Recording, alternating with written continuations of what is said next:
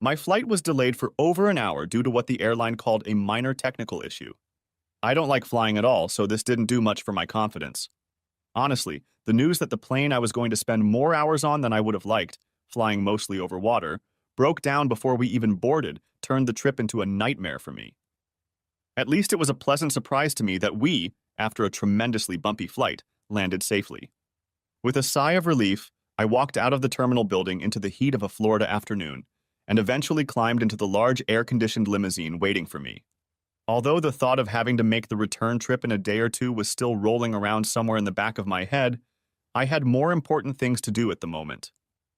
As I got out of the car at the hotel, I was once again very nervous. I was in an unfamiliar city, in a country I had only seen in movies and on television. Unfortunately, mostly crime shows. Those are not the kind of shows that give you confidence in your safety when visiting those places, especially if, like me, you don't travel much. Anyway, as I got out of the car, I was somewhat relieved to find that I was immediately recognized and called out by Paul and Della, the people who had organized the evening. "Hi, Mike, we weren't sure you'd make it on time. We'll get your bag and check you into your room.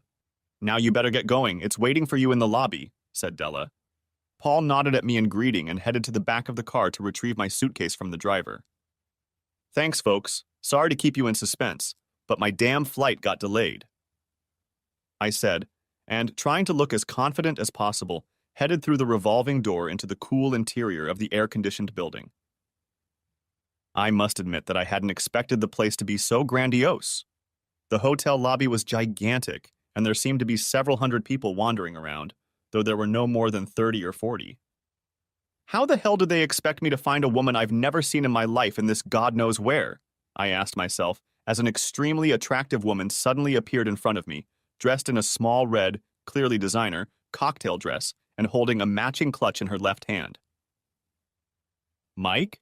she asked with a charming smile. Yes, Holly?" I muttered back, somewhat taken aback by her unexpected beauty. Under the circumstances under which we'd met, Holly was nothing like I'd expected. Holly smiled again, and then, taking me by surprise, wrapped her arms around me and kissed my cheek. After getting over the initial shock, I mustered up the courage to reciprocate. "When in Rome and all that, as my father used to say." "Sorry, it's probably an English trait. We don't usually embrace women we've never met before, at least not often." By then, though, Holly and I had been emailing for months and had spoken to each other on the phone more than once, setting up this little meeting. I really didn't know what to expect. "Did you have a good flight?" she asked. No flying suits me anymore, Holly," I replied, then explained. "A few years ago, I made a very hard landing, not that it was an emergency. The airplane was a mess, but I guess the local scrap metal dealers were pleased. In any case, it somewhat undermined my confidence that transportation is heavier than air. If only I had known that I would be greeted by such a beautiful lady upon my arrival here. Plus, I'd be lucky enough to spend a whole evening with her, then maybe the flight wouldn't have been so bad." "Thank you. You know, they say the English are not romantic. You have made a very fine point. I am very flattered that such a handsome gentleman paid me such a compliment." "That's not flattery, Holly.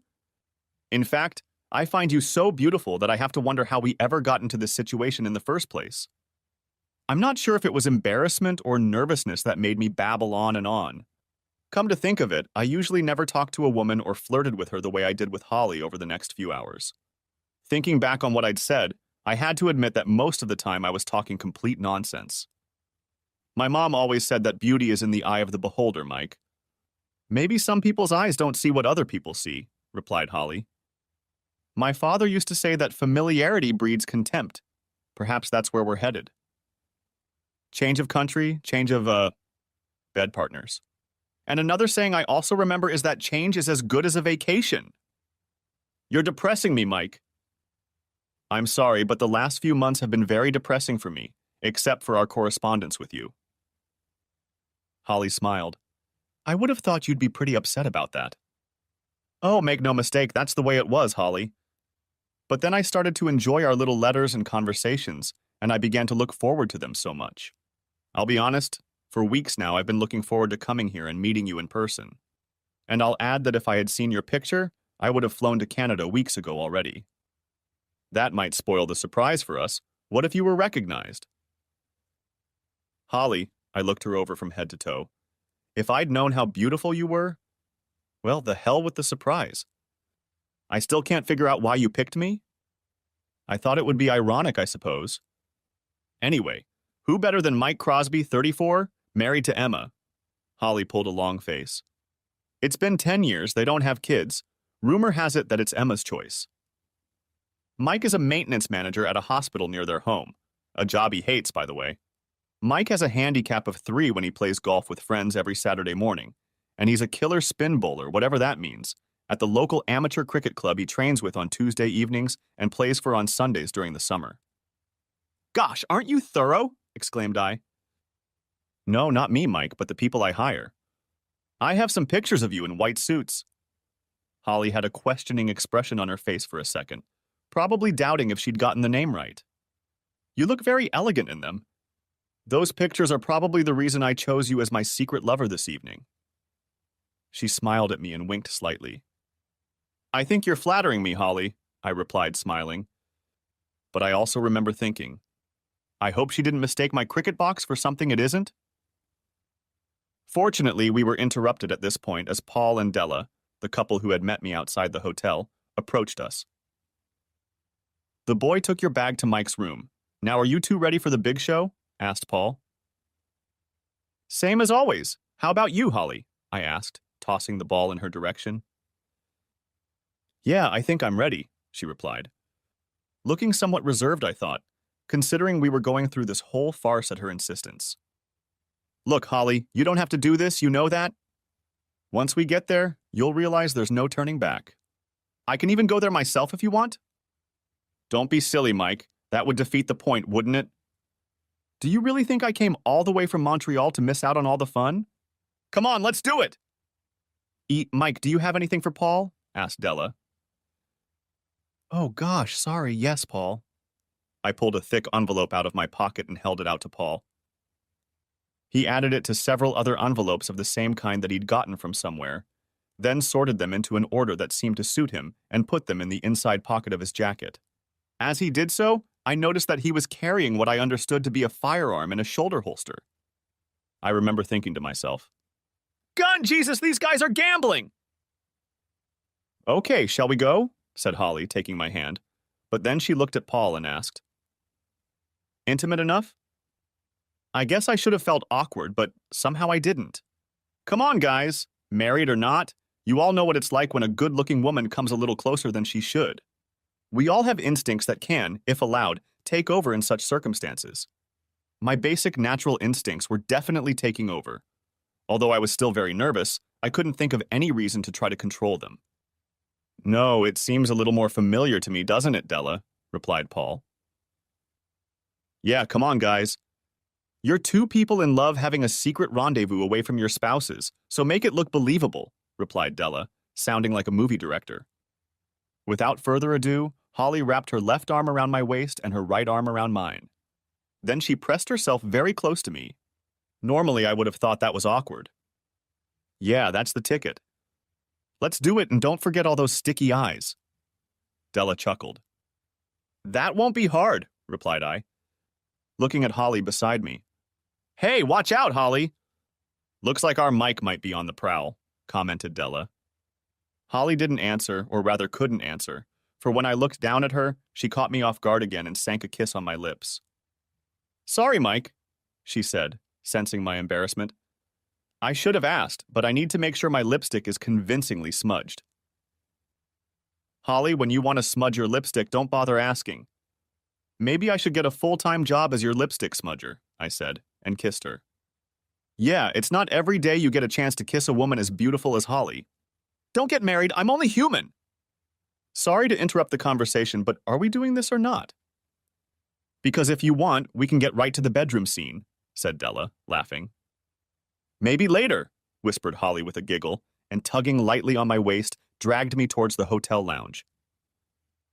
For all her bravado, I sensed that Holly was nervous almost as much as I was, so I took the comment as nervous chatter. Entering the waiting room was a bit of a surprise. It was pretty crowded, but I noticed that a few guys were showing more than just mild interest in the stunning woman in the little red cocktail dress pressed against my side. Not that I could blame them. It was costing me a huge amount of effort to keep from staring at the incredible cleavage Holly was showing off in that dress.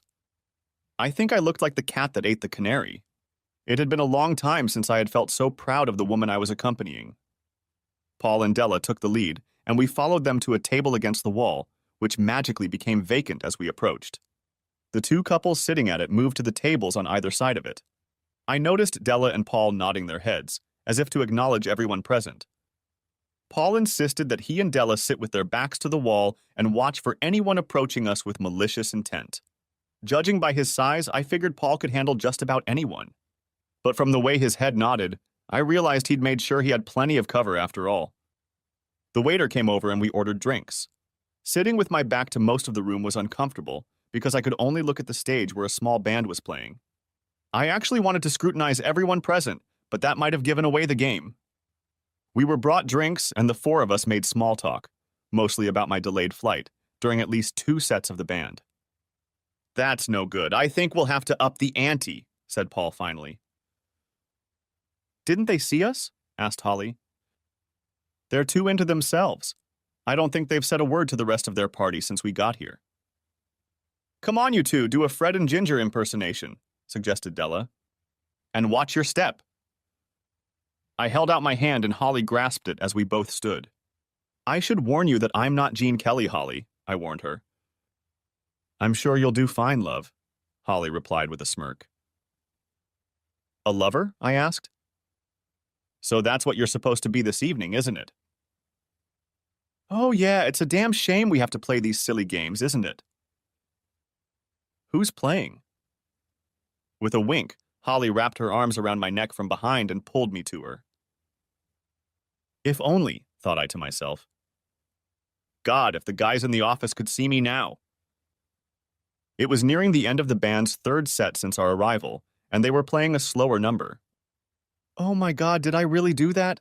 asked Holly, squeezing into me. "Sorry, but desirable women usually do that to me," I replied, blushing slightly. I can't say we actually danced in the literal sense. We just swayed in one place, spinning in slow circles. I have to say it was one of the most enjoyable dances I've had in years. Suddenly, another couple bumped into us slightly. "You've been spotted," the guy whispered when they did. Looking at him, I saw that it was one of the couples who had cleared a table for us when we entered. Looking the other way, it appeared that another couple from the table was dancing on the other side of us. "Careful, you might look in the wrong place. Focus on dancing with your partner. We'll deal with whatever happens," the first guy warned me. I went back to looking at Holly, who smiled charmingly back at me. "Holly, you're one hell of an actress," I thought to myself. "You know, I hope the balloon doesn't go up too fast. I like that," I told her. "I can feel it, lover," she said with a cheeky grin and pressed her crotch even harder against mine. "I wonder if you have sadistic tendencies, Holly?" I commented, smiling. "I like to tease my men, Mike. This evening was the best I could think of." I don't know what expression appeared on my face, but it made Holly laugh out loud. I wished I really was the man she was teasing, but I knew the good Lord could never look at me that favorably. "Don't look so dejected, Mike. After all, there's no rush to get back to the UK, is there? We can always take a few days to enjoy the Florida sunshine. Now that we've been spotted, let's make it look really good." In the next instant, Holly's head was on my shoulder, and she began to nibble on my neck and earlobe. "Hey, take it easy, girl, or I'll have an accident," I warned her. Holly giggled in response, and what's more, she didn't stop her caresses. What's more, she doubled them. To my relief, the band's performance ended before I lost control of myself, and the guy who had been talking to us on the dance floor suggested we go back to our table. I assumed the rest of Paul's band was around. Holly headed toward the table, holding my hand and pulling me along with her. When we got closer, Paul motioned for us to sit down, but his eyes were fixed on something happening across the room. "That's right, he's on his way. When he gets here, you can stand there and argue with him, but don't raise your hand at him, Mike. We'll deal with any rough stuff. That's what we're paid to do," said Paul, leaning forward in his chair. "Is she coming?" I asked. "No, I don't think she's realized it's you yet. That's assuming she saw you at all, since she was standing with her back to the dance floor. But she's watching closely now, so she'll probably spot you as soon as you stand up and turn around. What the hell is going on here, Holly? What are you doing here, and what the hell do you think you're playing at with that freak? Who is he anyway? Came an angry voice from somewhere over my left shoulder. I stood up and turned to face the guy, fully aware that Paul had gotten up at the same time. But the moment I turned around, out of the corner of my eye, I noticed something else. Later, I realized that all the guys at the next table suddenly had gold shield-shaped badges on the breast pockets of their jackets. Only later did I learn that they were the badges of the local police, but I didn't realize their significance at the time. Holly danced with that asshole, just as no doubt you danced with my wife. Yeah, that was the best I could come up with at that moment. I didn't yet know what I wanted to say when the confrontation started. Holly, who was also standing, had obviously rehearsed her little speech well, and will probably have sex with him later while you have sex with your wife in room 642. By the way, 643 is right across the hall, but we'll try not to make as much noise as you two did last night. Holly smiled and put her arm around my waist. I really could have done without Holly at that point, because I figured that her husband, and he was much larger than I had anticipated, might well have pounced on me, and Holly holding on to me kind of limited my room to maneuver. But I shouldn't have bothered with him. Avril's appearance on the scene, I suppose after she spotted me as soon as I stood up, was far more, exciting. Honestly, Avril came out of nowhere and ran headfirst into me. And Holly's husband fell off his feet as she threw him out of the way. In a way, it was convenient, because it took some of the momentum away from Avril. Old Holly ended up lying on some poor woman's lap before collapsing to the floor. Of course I didn't see it. I was lying on the floor myself, looking at my very angry wife. I think the tumble to the floor that Avril and I took shook her a little as much as it did me. Anyway, she ended up laying on top of me, gazing up into my face. "What the hell were you doing with that slut?" she demanded. Demanded she. "Dancing, what did it look like?" I replied, still without the jazz reprise. "It looked like you were trying to gorge yourself on a brownie," she replied. "Come on, Avril, I just got here. I haven't had a chance yet. You've been sleeping with her husband for the last 2 days at least." I was pleased with myself. I had managed to make the first successful leap.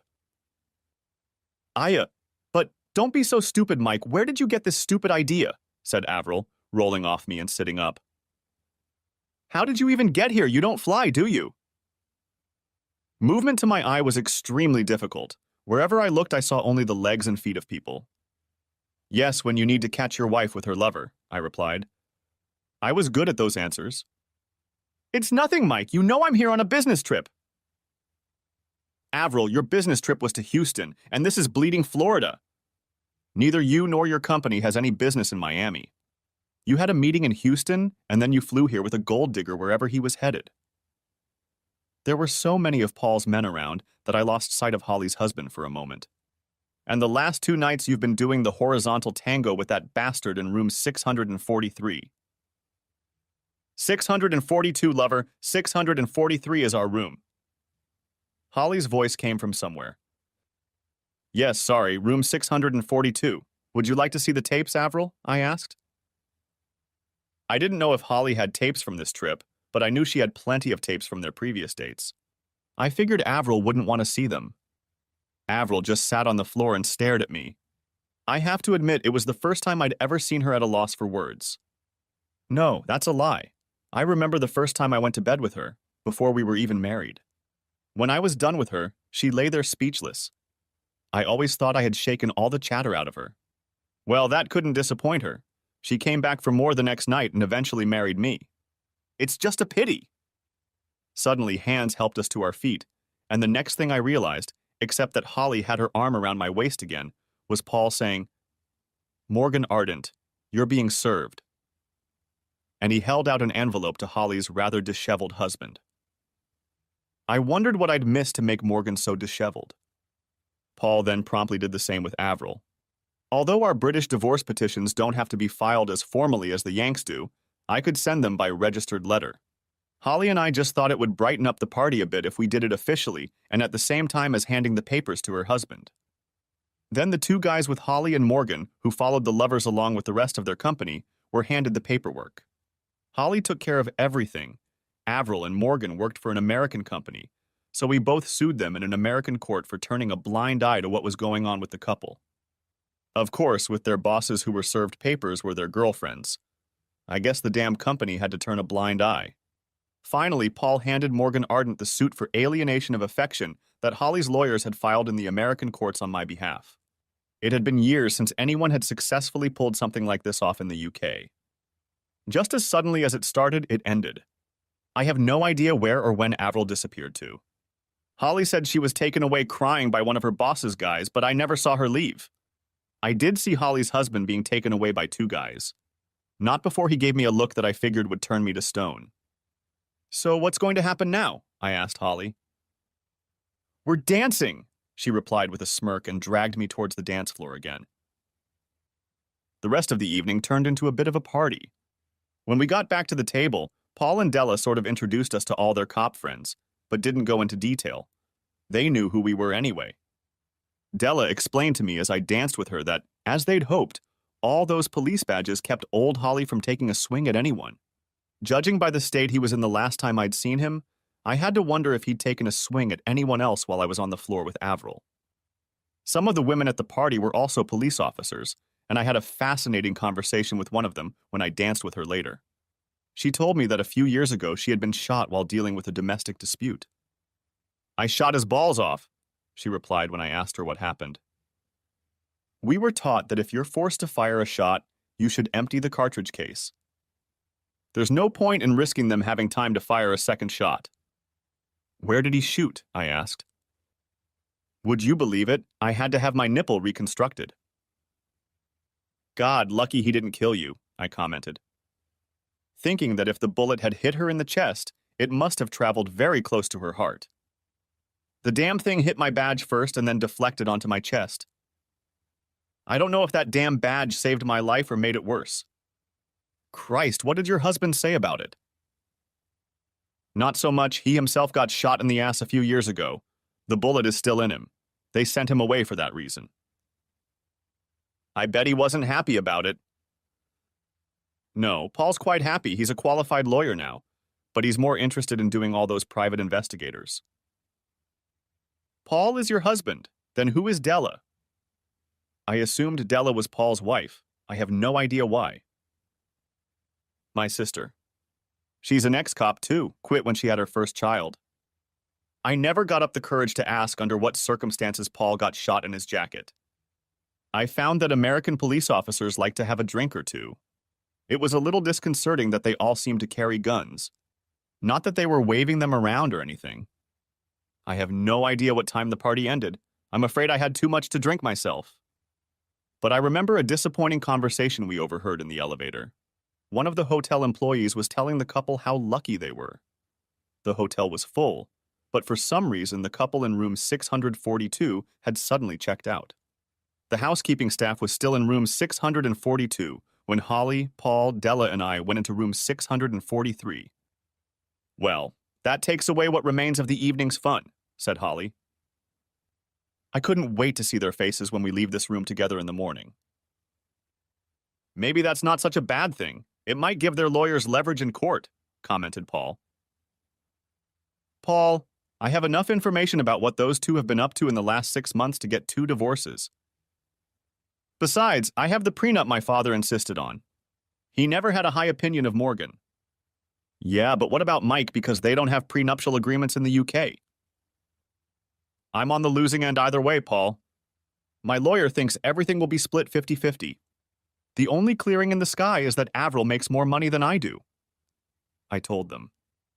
"I think heads will fly in this company, and Morgan and Avril will be at the top of the list. My uncle is a big stockholder, and he's already on the case," Holly informed us. "I barely managed to keep him from rushing in or we would have missed out on the fun tonight." "Not much actually happened. There weren't many fireworks." "Quite a lot of expense on your part, Holly, for something that could have been done at home," I said, voicing my thoughts. "Now, Mike, the look on Morgan's face when you said he slept with your wife was classic." "He had no idea who you were." "Did I say that?" No, not in those terms. You're too much of a gentleman. But I did.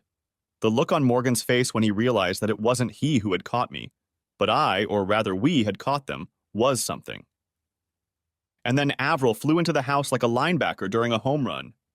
The funniest thing I've seen in a long time, said Holly, and laughed out loud. Holly, I don't know much about American sports, but I thought linebackers played American soccer and home runs scored in baseball, I remarked. Ah, we have something else in common. I've never been a sports fan either, replied Holly. I think we've all noticed, Holly, commented Della. We chatted for God knows how long about nothing in particular, but eventually headed to bed. I should say that room 643 was a suite. I had one bedroom and Holly had the other. When we went to bed, Paul and Della were sitting in the living room. When we got up in the morning, Mona, Paul's wife, had replaced Della, who I assume had gone home to her children. Apparently, Paul was an officer of the court. I have no idea what that means. But I realized that in American courts, his word would be taken almost as gospel. I mean, he could swear that Holly and I didn't spend the night in the same bed. The original plan was for us to meet Morgan and Avril in the morning when they came out of their hotel room. But they ran away, and that plan was canceled. So, Mike, what are your plans? Asked Holly at breakfast. I'm not sure. I guess I'll go home to lick my wounds, I replied. Well, lovers spread out. Why don't you and I fly to Vegas for a few days before you head home? Great idea, Holly, but I don't want to fly back to the UK as it is. Sorry, but adding another flight to Las Vegas is not my idea of a good time. Holly sat pensive for a few moments. Flying makes you so upset, doesn't it? Okay, alternative idea. A close friend of mine has a house in the Bahamas. Why don't we go there for a few days? Don't worry, we can go by boat and you won't even have to risk me driving. I had to think about this question, but not for long. After traveling across the Atlantic, it would be foolish to fly straight back to the UK, considering that I still had almost 2 weeks of summer vacation left. I had to get home as soon as possible, because when Avril got home, she'd probably be in for a real old spat. The house was already on the market, and I was transferring cash everywhere to keep her from emptying all the joint accounts. Don't forget that my attorney oversaw all the changes I made. I would still get screwed. His job was to keep me from going broke. Yeah, why not? A nice ferry cruise should be fun. But can you just show up uninvited at a friend's house like that? Of course, I have a standing invitation. I don't attend as often as I should. But how about you take me with you? Oh, they'll probably like you better than Morgan. They never thought much of him. Holly replied with a smirk. Did I say ferry? The cab dropped us off at what I assumed was a fancy cabin cruiser or even a private yacht. It turned out to be some kind of charter fishing boat, and it had impressive speed. During the trip to the Bahamas, Holly spent most of her time sunbathing on the foredeck in a tiny bikini. I spent most of my time on the bridge, where the captain was ostensibly showing me how to steer the boat, while in reality, we were admiring Holly's slender body with the other crew members. Daddy, said Holly, hugging the older guy who met us at the boardwalk. This is Mike. His wife Morgan played with him. Holly introduced us. Hey, son. He shook my hand and then Holly's. I told you could never trust that little shit. But no, you always thought you knew best. Okay, Mike, let's go back inside and change into some appropriate clothes. I realized that my business suit was not considered appropriate attire for the Bahamas. In the house, a large dilapidated structure that bore little resemblance to a house I had been to before, I met Holly's mother, who greeted me like a long-lost son. It was disconcerting to my reserved English nature. Things got a little more formal, though, when Holly's father escorted me to my room. Let's just say he made sure I understood where my room was. And it was where he and his wife expected me to sleep. Well, you got it! The next 4 days were very enjoyable.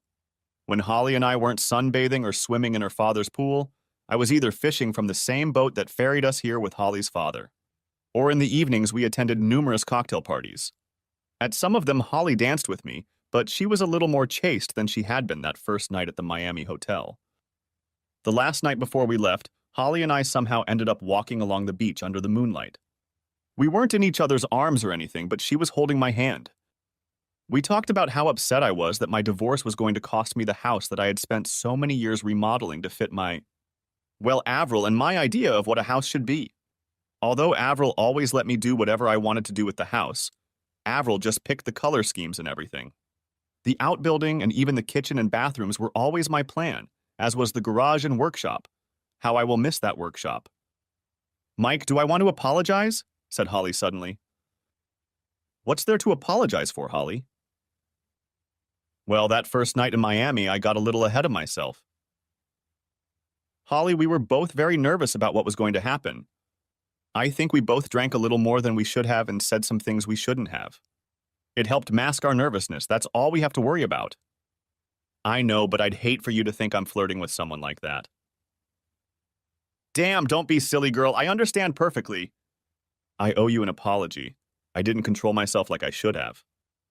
I noticed, big boy, she replied with another adorable giggle. Anyway, we're not the type to give in to our baser instincts like Morgan and Avril, are we? Absolutely not, Holly. We've been together for almost 5 days and we haven't kissed once since that first night. Why do you think that is? I'm not sure. You're a very attractive woman and I enjoyed being the official smudger of your lipstick last night. But we have to take into account that we're both in what you might call a rebound relationship. How many relationships do you know that would last if they started under those circumstances? Yeah, I have to admit that they usually lead to heartache for everyone in the end, said Holly quietly. Besides, we're both still married, Holly, although our spouses don't seem to notice that fact. Yes, you're right. We're above that kind of behavior, aren't we? With regret, replied I. Does that mean you can't smudge my lipstick at least once before you leave? Holly, I sure as hell told you I'd love to apply for a full-time position as a lipstick smudger. I spent the next half hour or so watching to see how smudged I could make Holly's lipstick look. Only I think Holly was trying to find out if my tonsils were still intact by using her tongue as a probe. By the time we got back to her parents' house, we were acting like cronies. The next day, the same boat took us back to the mainland, and at what seemed like an even faster speed than the transportation. Holly then came with me to the airport and accompanied me on my flight back to the UK. Yeah, I smeared Holly's lipstick again before boarding the flight. Avril was waiting for me when I eventually made it back to the house. Surprisingly, there weren't many fireworks. Hey, sorry, Mike, I messed up, didn't I? Said Avril, looking very subdued when I found her in the kitchen. I just can't understand why, Avril. I thought we were doing well here. Yeah, Mike, I just got carried away with my work. I'm sorry, it all went to my head. I really didn't intend to cheat on you or anything. Jesus, Mike, I still love you. Yes, so what feelings do you have for him? Damn, please don't ask. He flattered and seduced me. I acted like a stupid schoolgirl. Did you? You know, with his wife? Avril, was all I had to say. Hell, I might have known you wouldn't do that. Now you're going to tell me we don't stand a chance, aren't you? You know me better than I know myself, Avril. When do I move out, or are you leaving? If you don't bring either of your lovers here, Avril, we can both live here until the house is sold. It will give us both time to find some half-decent place to live.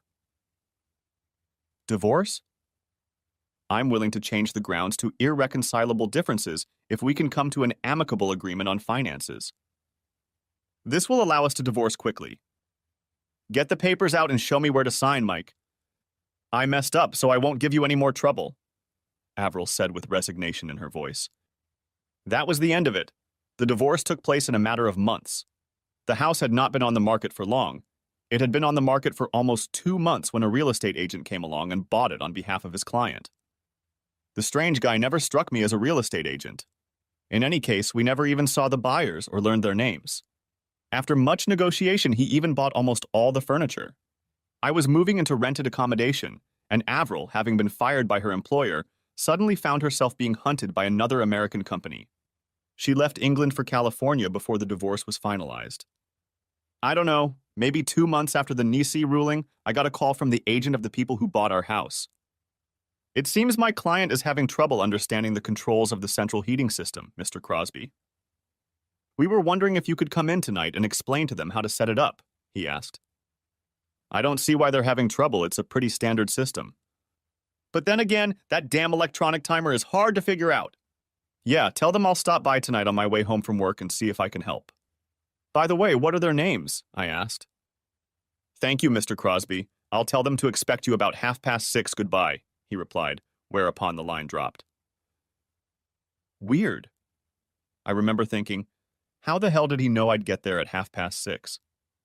When I lived there, I always came home from work at that time. And the bastard hung up on me without telling me his name.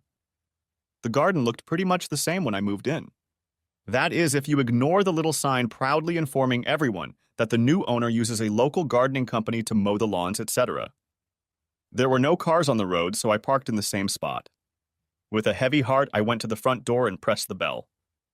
You know, it's really weird to go back to a house you used to live in and find yourself ringing the doorbell instead of just putting the key in the lock and letting yourself in. Who's there? The voice came from behind the closed door. Mike Crosby, I snapped back. I'm here to explain what a heating system is. I could hear all the locks and deadbolts I had installed on the door with my own hands being pushed back and undone. Screams, most of them were for when we went to bed or left the house empty. I didn't realize anyone would use them all the time. Eventually, the door opened, and a young woman of about 18 with a very thick Eastern European accent opened the door and motioned for me to come in. The mistress is waiting in the parlor. The young woman said it very precisely, as if she had rehearsed it. Then she giggled and ran off toward the kitchen. With a knock, I opened the living room door and stepped into the room. I'm Mike Crosby. I believe you have a problem with the central heating, I said to the woman standing with her back to me, looking out into the back garden.